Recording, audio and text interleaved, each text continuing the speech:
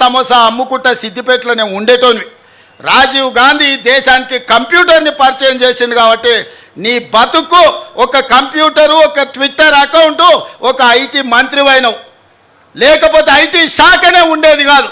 రాజీవ్ గాంధీ గారు ఐటీ రంగాన్ని ఈ దేశానికి పరిచయం చేసిండు కాబట్టి ఆ సన్నాసి ఐటీ శాఖకు మంత్రి అయిండు. లేకపోతే ఆ దిక్కుమాలలోని బాధనే మనకు ఉండేది కాదు. కాబట్టి ఇవాళ ఈ పరిస్థితుల్లో అలాంటి రాజీవ్ గాంధీ దేశ సమగ్రతను కాపాడడానికి ప్రాణ త్యాగం చేసి ఈ దేశాన్ని కాపాడిండు.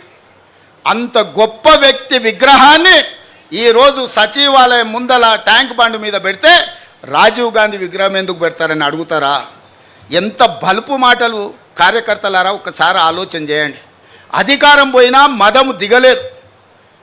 గాంధీ కుటుంబాన్ని కుటుంబ పాలన అంటున్నారు. ఆ సన్నాసులకు చెప్పండి, రాజీవ్ గాంధీ గారు ప్రధానమంత్రిగా చనిపోయిన తర్వాత దాదాపుగా 15-20 ఏళ్ళు కాంగ్రెస్ అధికారంలో ఉంది.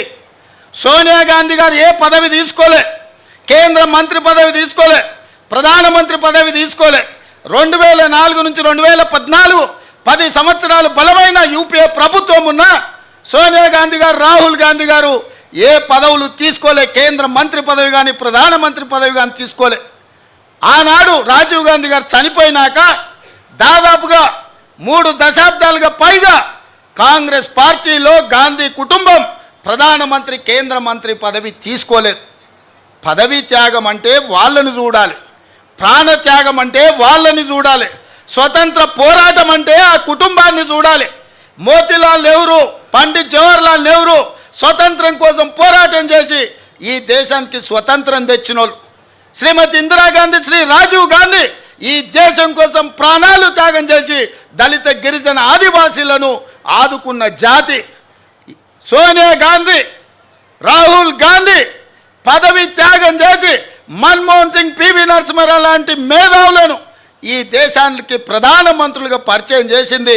తెలంగాణ బిడ్డను ఈ దేశానికి ప్రధానమంత్రిని చేసింది శ్రీమతి సోనియా గాంధీ కాదా? ఇవాళ మనం గొప్పగా చెప్పుకుంటున్నాం, మన తెలంగాణ బిడ్డ, మన వంగర బిడ్డ ఈ దేశానికి ప్రధానమంత్రి అయిన. ఎట్లయినా శ్రీమతి సోనియా గాంధీ గారు ఆనాడు పివి నరసింహారావు గారిని ఈ దేశానికి ప్రధానమంత్రిగా చేయలేదా?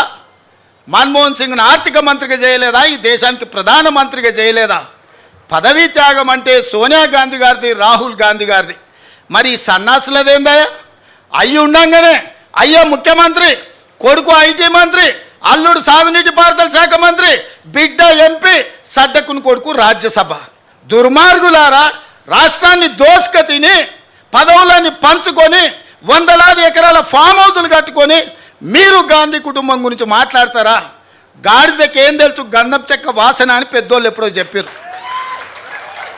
ఈ గాడిదలకు తెలుసా గాంధీ కుటుంబం గురించి అని నేను అడగదలుచుకున్నా. ఆనాడు చాకలైలం ఒక్క మాట చెప్పింది, గడీలలో గడ్డి మొలవాల్సిందే అని. సాయుధ రైతాంగ పోరాటం గడీలలో గడ్డి మొలిసింది, గడీలు బద్దలయ్యి ప్రజాస్వామిక పాలన వచ్చింది.